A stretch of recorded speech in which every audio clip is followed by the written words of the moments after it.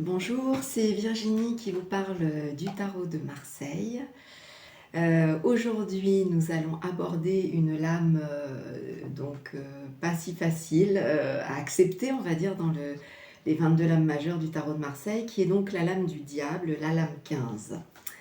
Donc merci encore voilà, pour vos likes, vos commentaires, vos partages, et puis n'oubliez pas de vous abonner pour être informé voilà, des nouveautés à venir.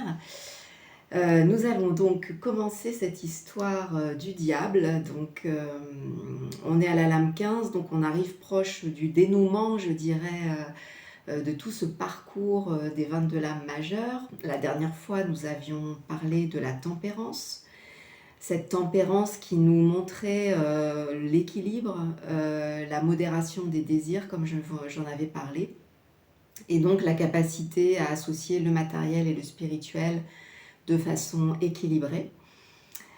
Et bien là, en fait, on avait vu donc l'ange, hein, bien sûr, on avait parlé de l'ange avec la tempérance, et là, on a un autre aspect de l'ange, mais là, un ange déchu, puisqu'il s'agit du diable, donc celui qu'on appelle le diviseur, et donc que l'on nomme plus précisément Lucifer, qui est donc l'ange de la lumière, mais de la fausse lumière, celle qui peut nous éblouir et nous amener dans l'illusion et dans un monde qui n'est pas le vrai monde spirituel.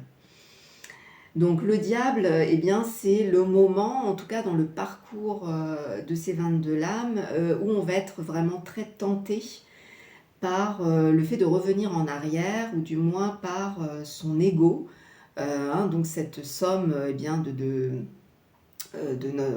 tous nos conditionnements, de toutes nos habitudes, de prendre à l'extérieur ce dont on a besoin pour se sentir bien, on va dire, dans sa vie et dans ce monde. Donc ça, c'est l'ego qui se construit depuis la petite enfance eh bien, sur le besoin de se remplir de l'extérieur pour combler le vide intérieur. Et donc là, Lucifer, donc le diable qui est présent ici sur cette image, eh bien, va être là pour eh bien, nous inciter à aller encore plus loin dans le fait de se nourrir de l'extérieur pour finalement s'éloigner de plus en plus de la vraie lumière. Donc c'est la tentation, c'est le tentateur. Qu'est-ce qu'on voit sur cette image? On va revoir, comme on fait d'habitude, on décrypte d'abord l'image et ensuite je vous donnerai les forces et les faiblesses de cette carte. Sur l'image, donc on voit cet ange déchu, donc peut-être lui-même déçu d'ailleurs d'avoir échoué, et donc qui essaie de se nourrir de deux individus qu'il a enchaînés. Et donc là, pourquoi je dis que c'est un ange déchu? Parce que déjà on voit ses ailes ne sont pas les mêmes que les ailes donc de la tempérance qu'on avions vues la dernière fois, avec cette atmosphère de guérison apaisante, régénérante, voilà, réconfortante. Ici, là, on est au contraire sur des ailes de chauve-souris, avec un visage assez ingrat, on va dire, dans le sens où c'est un personnage qui louche. Je pense que vous le voyez suffisamment, je vous le rapproche au cas où. Voilà, donc là on le voit bien, je le vous mets en face. Voilà. Et donc il a donc un espèce de casque avec des cornes, en fait, donc des cornes de cerf. Il a plutôt que d'avoir des mains, il a plutôt des griffes, et même au niveau des pieds. Donc là, on voit en fait eh bien, qu'il s'animalise et il nous montre aussi beaucoup ses attributs sexuels, donc attributs masculins et féminins. Et donc, on voit aussi cette ceinture rouge ici. Bon, c'est pour ça que je me suis habillée un peu en rouge aujourd'hui, en rouge et noir, pour être voilà, dans l'ambiance voilà, du diable. Et donc, cette ceinture rouge, justement, accentue l'endroit, en fait, où il va puiser son énergie, donc dans les instincts, donc dans les forces, dans sa force sexuelle. Et donc, il tente beaucoup l'être humain par ce biais aussi. par tout ce qui est tentation, donc au plaisir, au désir et aux sensations. On voit donc ces 2 personnages, un homme, une femme, qui eux-mêmes, s'animalisent. On voit, voilà, leurs pieds, c'est plus vraiment des pieds, leurs mains sont liées dans le dos, ils sont attachés donc à un espèce de piédestal rouge, accroché à une corde. Donc en fait, ils ne sont plus maîtres de leurs actes, ils sont, donc soumis à l'énergie, du diable qui les, utilise comme, des marionnettes en fait, hein. Voilà, donc c'est alors il a, quand même, alors non pas une épée dans la main, mais juste, la lame d'une épée. Donc ça peut montrer un petit côté impressionnant comme ça. Mais en même temps, de l'autre main, il fait un petit coucou comme ça, dans le sens où, il nous montre: «Bah voilà, je vous ai bien eu». Donc voilà, donc là c'est, quelque part une sonnette d'alarme et heureusement, je dirais que nous avons cette lame du diable dans, le parcours des 22 lames majeures, parce que, lorsque vous tirez cette carte, pour une journée ou dans un tirage en plusieurs cartes, ça vous aidera en fait à prendre conscience, de la présence de votre ego ou de votre égoïsme qui est là trop exacerbé et non maîtrisé. Donc c'est vraiment, un petit peu la conséquence de la précédente lame tempérance quand on n'a pas justement réussi à être tempéré, modéré dans ses désirs, à avoir suffisamment associé matériel et le spirituel et qu'on tombe dans l'excès. Là, on se fait récupérer, comme on dit, par, le diable, qui, nous rend prisonniers de nos désirs et nous maintient, dans un rêve ou dans des attentes ou dans des choses que l'on souhaite atteindre et qui ne sont jamais, assouvies. Donc c'est finalement toutes ces frustrations ou cette envie d'atteindre quelque chose qu'on n'arrive jamais à atteindre qui fait qu'il nourrit justement, qu'il se nourrit lui en fait, voilà, de ses déceptions ou de ses frustrations. Donc bien sûr, je dirais qu'il a, mainmise à la fois dans l'aspect, comme je le disais tout à l'heure, tout ce qui est lié aux instincts, à la sexualité, mais aussi tout ce qui est lié aux addictions, à la dépendance, quelle qu'elle soit, drogue, alcool, sexe aussi, quand en fait, il se nourrit de la débauche, des excès en tout genre, mais, au niveau des sens. Donc notamment, tout ce qui est lié aux instincts.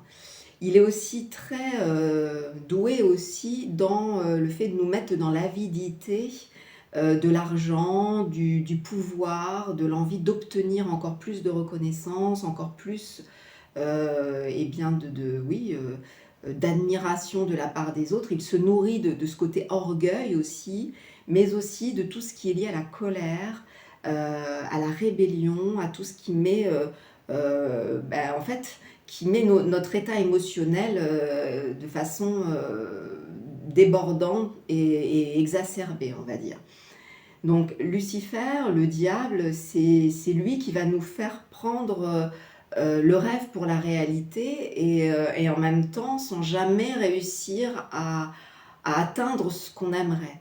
Ou bien si on l'atteint, et bien à ce moment-là, ce désir, nous déçoit, et on se reconcentre sur autre chose à atteindre. Donc on connaît tous, hein, ce principe, du désir, de se focaliser sur quelque chose qu'on a envie d'obtenir ou d'acheter par exemple. Et donc si on l'achète très vite, en fait après on se rend compte que c'était pas forcément nécessaire.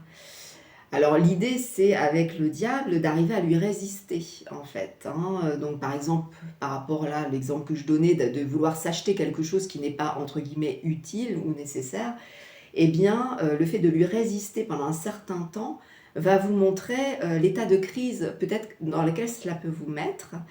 Mais à un moment donné, si vous résistez suffisamment longtemps, ce désir va lâcher. Et là, c'est très intéressant de voir qu'à ce moment-là, quand, le diable n'est plus nourri ou notre ego n'est plus nourri, eh bien, il se dégonfle et en fait, c'est l'être spirituel derrière qui donc, lui, a su dire non et résister, eh bien, c'est lui qui va se renforcer et il va se renforcer dans une vraie lumière. Donc c'est là, je dirais, le défi, du diable, Ça va être un petit peu le défi de votre journée.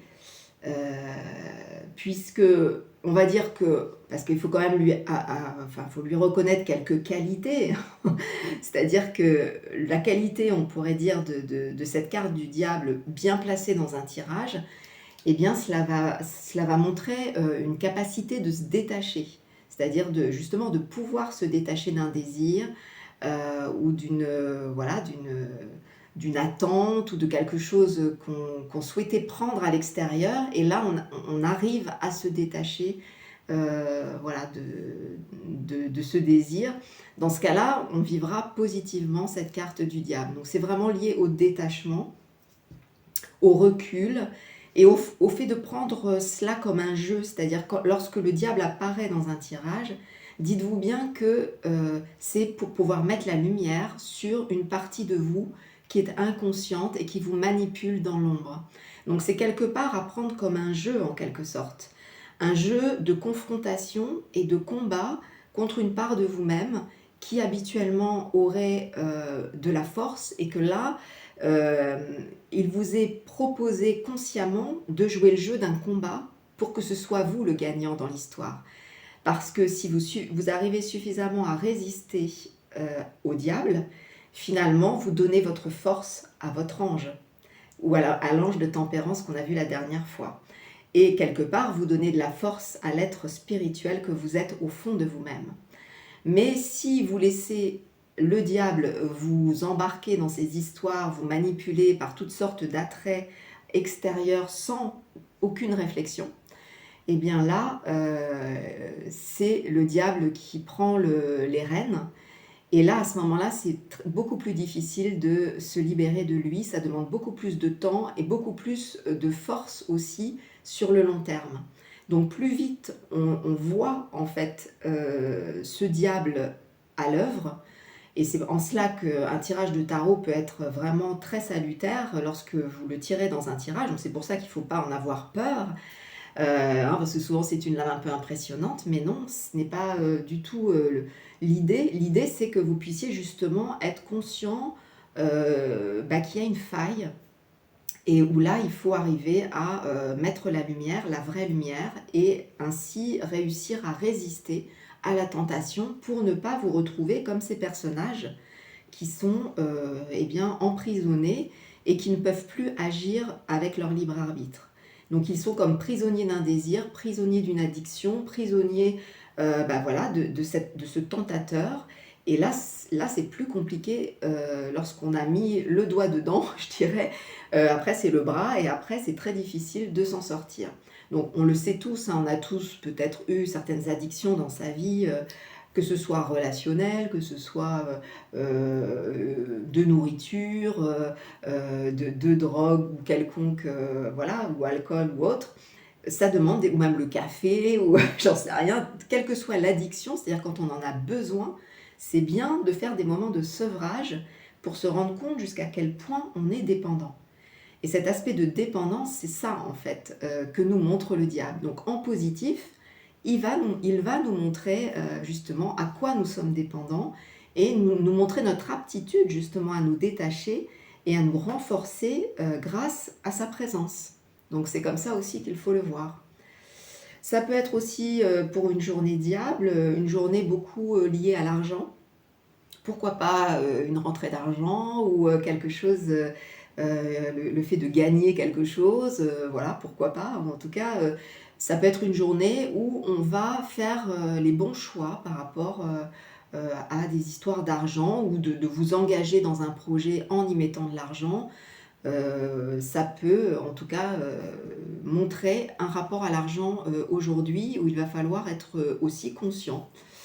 Ça peut être une journée d'action aussi, et donc de combat pour justement réussir à concrétiser peut-être certaines choses au niveau matériel, et ne pas rester uniquement dans le rêve et le désir.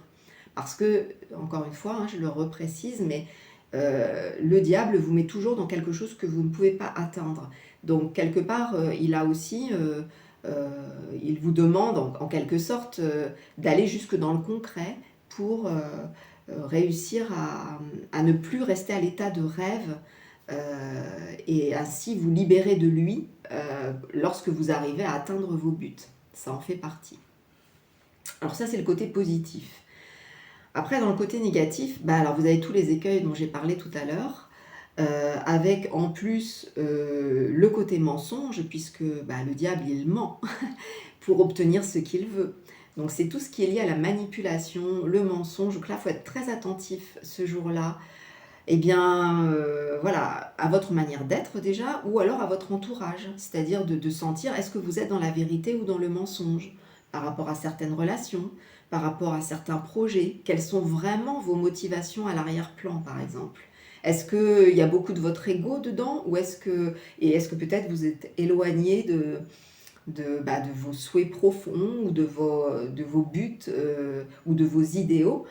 Donc là, il y a comme une sorte de bilan, de prise de recul à faire, de détachement par rapport à un attrait comment dire,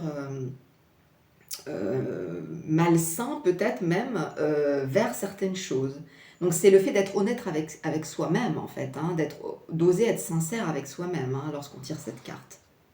Parce que en négatif, le diable nous met dans l'illusion, nous met aussi dans dans la dépendance affective, dans la possessivité, le fait de la jalousie, enfin voilà, tout ce qui est lié à la passion en fait et au fait de se remplir de l'autre ou des autres ou de l'extérieur, comme j'en ai parlé tout à l'heure, ou de la nourriture pour comme combler un vide en fait. Donc le diable, il se nourrit de nos manques, de notre vide intérieur en fait. Donc c'est là où il faut être très vigilant. Donc je dirais qu'en conseil, c'est une journée où il faut justement bien voir le vrai de l'illusion dans votre vie et de faire le point aussi sur vos relations, puisque là on voit quand même c'est un couple qui est donc enchaîné au diable. Donc faites le point aussi si vous êtes en couple sur votre relation actuellement. En tout cas pour cette journée, il y a peut-être quelque chose qui peut se lever dans votre vie et il est bon de faire le point voilà, pour vous libérer de certains attachements, de certains compromis qui vous emprisonnent et vous rendent esclave en fait de votre désir et d'essayer justement de vous remplir plus de votre propre substance, de votre propre vie intérieure, je dirais, pour ne plus être trop en dépendance, en attente de l'extérieur. Voilà, donc l'idée c'est de mettre la lumière sur ce diable pour faire gagner la vraie lumière, c'est-à-dire vous libérer de la fausse lumière qui est donc Lucifer et faire grandir la vraie lumière de qui vous êtes en tant qu'être spirituel. Voilà un petit peu le conseil du jour pour cette lame du diable. Donc c'est une étape importante dans ce parcours des 22 lames. Et la prochaine fois, donc, nous verrons une autre étape, pas simple non plus, que l'on appelle la maison Dieu. Et donc qui va nous libérer de certaines structures qui sont lourdes à porter. Mais là, aujourd'hui, concentrons-nous sur ce diable et cette dépendance plutôt relationnelle et affective. Je vous souhaite une très belle journée et attention, ne vous laissez pas tenter.